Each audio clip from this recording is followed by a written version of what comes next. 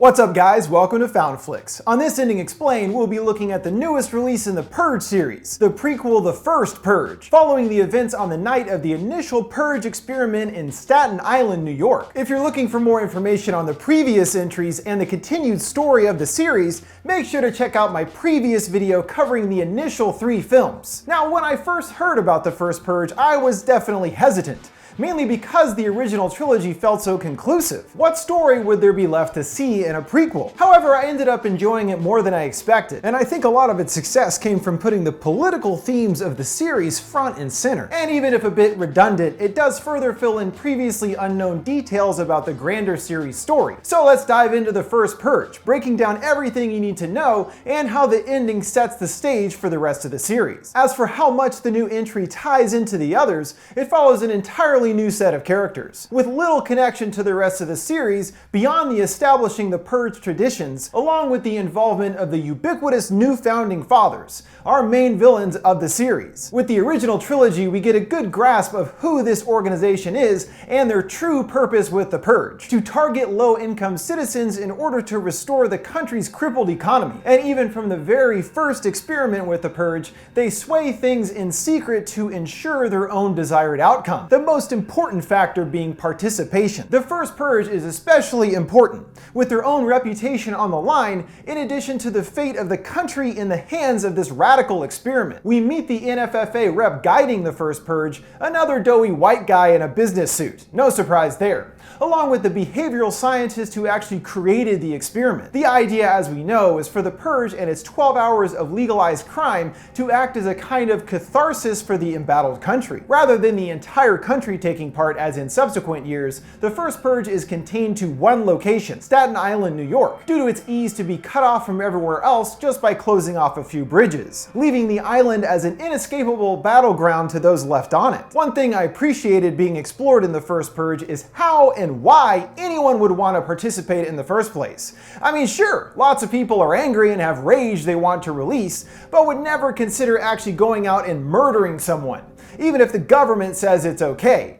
Purge! Purge! Time to get my murder on! Kill! Kill! Oh yeah! Geez, buddy, I'm kind of right in the middle of something here. Oh, excuse me, Mr. Fancy YouTube man. Well, maybe I should just purge you too. See how you like that? All right, calm down. It's not that. It's just that murder is not my kind of crime, really. You know, I'd be more interested in something like breaking into a Baskin-Robbins and eating all the ice cream, or stealing a Lamborghini and driving it off a pier and jumping out right before it hits the edge. You know, that kind of thing. More fun crime. Brother, you are missing the whole point of this thing. I'm gonna go murder some poor people. Okay, have fun. Since most people aren't cold-blooded murderers, we see how the NFFA gets people to participate by paying them to be involved in the experiment. $5,000 just for staying on the island, and then the offer of even more if they choose to get more involved in crime, especially murder, effectively incentivizing the poor and hopeless in the area to earn money in this dystopian society. The participants are given a box including a blue flower that is meant to symbolize rebirth, in this case the Purge. This flower has actually been seen elsewhere in the series, as it initially appeared in the first movie, with Mary putting the same flowers outside their house to indicate they support the Purge but are not actively participating. They also fit them with contact lenses that contained video recorders to make sure the NFFA can capture footage of everything happening. There are a few out there with enough rage inside them to want to actually kill. Most importantly, the tall, cracked out man called Skeletor, who during his interview admits to wanting to purge the rage from within him.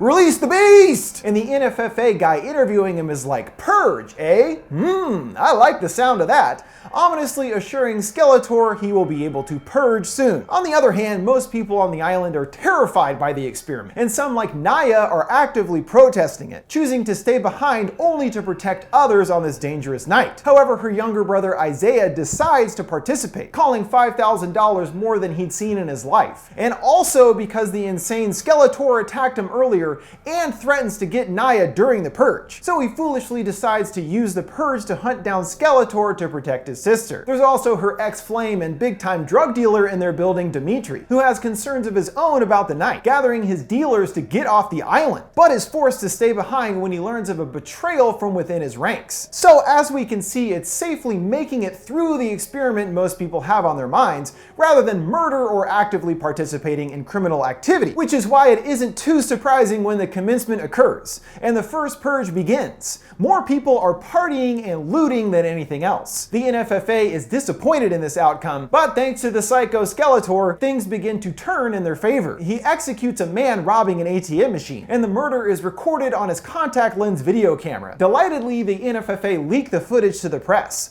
this being the first concrete evidence to prove to the public of their plan being successful. So not only does Skeletor come up with the name of the Purge, but is also its very first killer ever. Way to go, Skeletor, you're the #1 purger. Though in the case of Skeletor, what's actually happening is the NFFA are paying a psychotic and desperate man to kill without consequence. So it's not really proof that the experiment works at all. And indeed, even with a few more murders occurring later, the experiment is basically a failure. It turns out that most people are actually fundamentally good at their core, and not all longing to murder and commit crime. This doesn't fly with the NFFA, so the rep initiates their secret plan B, sending out hired mercenaries disguised as gang members into the streets to rack up kills and make it appear that more citizens participated. This is something they have done in every purge since, secretly rigging each year to achieve what they want, controlling the low-income population and keeping the illusion going of the experiment having enough participation, ensuring the many years of apparent success to come. We see how far they are willing to go when Dr. Updale discovers their plan and is promptly whisked away to a shady neighborhood, executed by the NFFA and swept under the rug, which is also technically legal since she was killed during the Purge. Those guys are really good at being shady as hell. While Nia tries to keep others safe at the church, she learns of her brother's plans to kill Skeletor,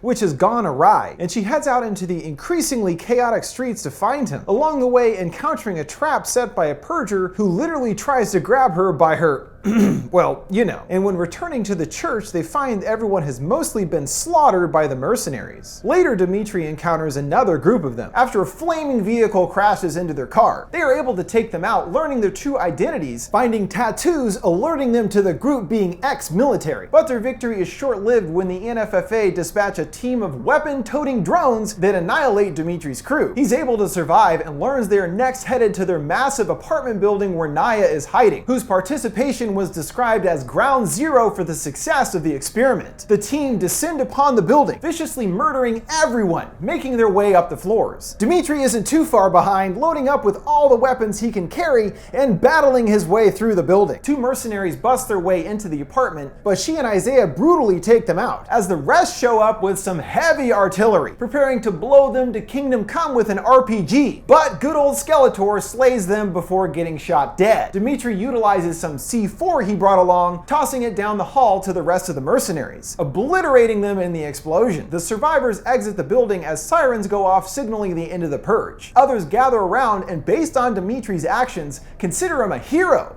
asking him what to do next. Dimitri declaring it's time for them to fight back. This showing us the very beginning of the uprising of discontent against the Purge that goes on to evolve into the larger movement headed by Carmelo in Anarchy, as well as the bloody stranger Dante, first introduced in the Purge, and who in election year goes on to lead his own movement against it. Even though it was completely swayed by the NFFA's actions, the experiment is deemed a success as far as the public is made aware, and they announce they will begin to roll out a nationwide purge the following year, beginning the tradition that goes on for well over a decade, which does create a positive rebirth for the nation and its economy, even if in reality is completely underhanded and involves the deaths of an unimaginable number of innocent people to make it happen. And as the years go on and the public's outcry over the savagery of the purge reaches a fever pitch, Senator Charlie Roan is able to get elected, taking power from the hands of the NFFA and putting an end to the purge for good. Since we already know where the story ends up, it does kind of undermine the existence of the First Purge. Perhaps we will see further prequels detailing other purges taking place before the original movie, and further flesh out the initial group of anti-purgers led by Dimitri. But we do also have on the horizon the upcoming Purge TV series this September, a 10-episode limited series that takes place somewhere after the first film chronologically, showing us outside of the night how the Purge has affected the world the rest of the year, and is said to feature some cameos from characters we've seen before. Should be interesting to see what kinds of stories they can further mine from the franchise. It does sound like it will be extending things into previously unexplored territories by focusing on the entire year rather than the Purge night itself. But we will find out more when it debuts in September. And that brings us to the conclusion of this ending explained on the First Purge. What did you guys think of the First Purge and its ending? Which is your favorite in the series? Anarchy is still #1 to me. Let me know your thoughts in the comments below. Make sure to like, subscribe, and follow. Thanks for watching FoundFlix. See you next time.